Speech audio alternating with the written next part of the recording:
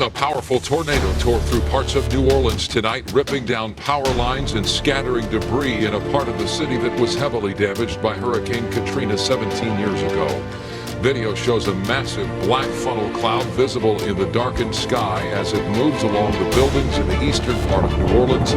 There are no immediate reports of injuries. Other tornadoes spawned by the same storm system hit parts of Texas and Oklahoma, killing one person, injuring many others, and causing widespread damage.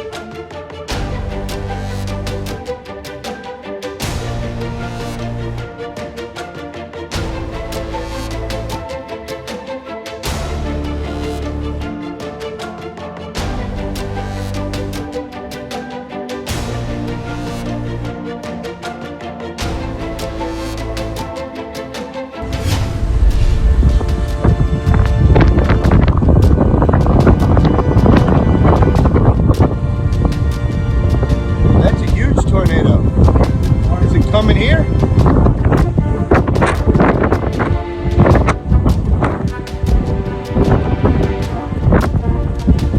That's a tornado over there.